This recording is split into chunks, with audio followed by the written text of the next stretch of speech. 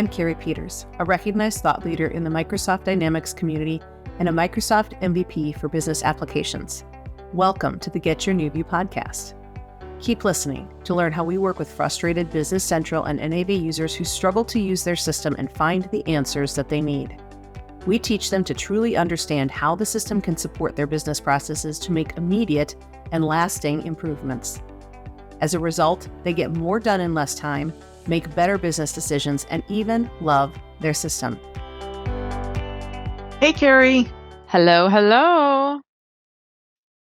I wanted to talk to you about dimensions. Ooh, I love dimensions. I thought you would. All right. So I just wanted to share with you, partly because I feel really bad, and then partly because I feel really glad. I feel bad that as I was going through talking with Adrienne about her month end, and she was sharing with me all the reclasses that she used to do, that she's so excited now because of the dimension correction feature. So all she needs to do is do dimension corrections. I felt bad because I didn't like hearing her say that she had to do all these dimension corrections. So it was like, I was glad she was using dimension corrections instead of reclass, but I felt bad that she had to do so many. So why don't we share with our audience what we think is really important to do, or how they should be looking at dimensions so that they don't get into that situation where they're having to do the corrections. Right. Where would you start? What would you say is one of your top tips? And we've seen this a lot where it's like, let's see if we can prevent the bad data from coming in and be proactive rather than being reactive. But I do love that correct dimension feature, I will just say, but it's not something you should just be, kind of all willy-nilly, oh, I have to use this 30 times that month end. Let's try to dig deeper into the root of that issue. Well, not to rely on it, right? Not to rely on it. It could be an exception that we're using it, not a rule. Exactly. So Cynthia already knows what I'm going to say to this. She set me up very well. But what we want to make sure is that on our chart of accounts, on those GL accounts, that's where we set the requirements for dimension posting. Meaning, maybe all of my sales or revenue accounts need a customer group code. So we can say this dimension is code mandatory. Anything that posts to revenue has to have a code. And we can even take it one step further to say that these are the codes that are allowed to post to this GL account. And then as far as where those codes come from, we don't want the users manually filling in all this data because, one, that's a lot of work for them. And two, you increase your chance of error if you have these users having to manually fill in things. So I'll let Cynthia talk about how we can kind of mitigate that. Right. So we put the rules or the requirements on the chart of accounts. We want the value that comes through to the transaction to be associated with the master data. So for example, customers, vendors, items, resources. The idea there is, she mentioned a customer group. We want to make sure that there's a value on the transaction because it's mandatory for the revenue account. We don't want the user to think about it. Well, if a customer group is retail, wholesale, well, the customer's a retail or a wholesale customer. I can put that value on the customer card. So I can assign that dimension. When I assign that dimension comes into the sales header when I create the sales order. Then when I add sales lines, that dimension goes on to the sales lines.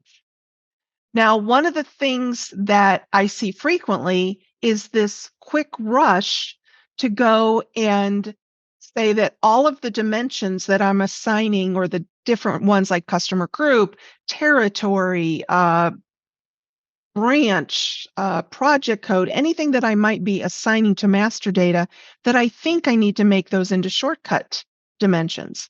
And what a shortcut dimension is, it's something that we define in general ledger setup. It allows us to very easily enter or select that dimension on a line, on a journal line, on a sales line, on a purchase line, and see them and select them. but we don't necessarily need to worry about that. So if I am putting the customer group on the customer card and it's automatically coming through to the transaction, and I don't want the user to change that in the transaction, it doesn't need to be a shortcut dimension. I don't need them to see it. It doesn't need to be on the line. In fact, I probably don't want it to be there. I want it to be harder for them to get to. Now, just because it's not a shortcut dimension doesn't mean I can't get to it. I can always, if I'm on the lines, go to the line menu. I think it's under related and dimensions. But again, I can always get to that list of dimensions.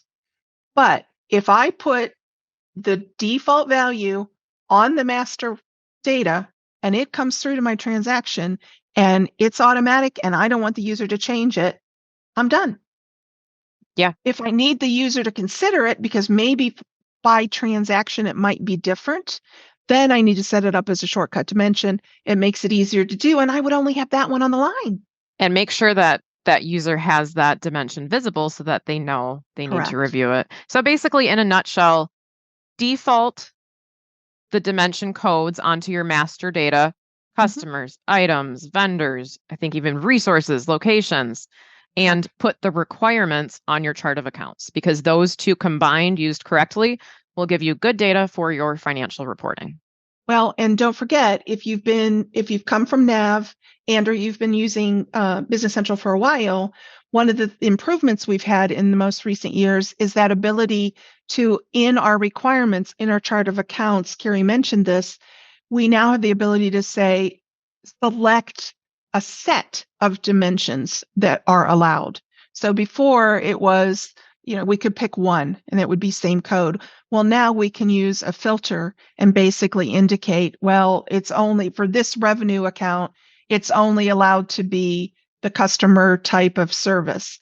And it's my service revenue. And then I have customers who buy product. So I have product revenue, and I have customers who are defined as product purchasers. So I have that is being allowed on the second line.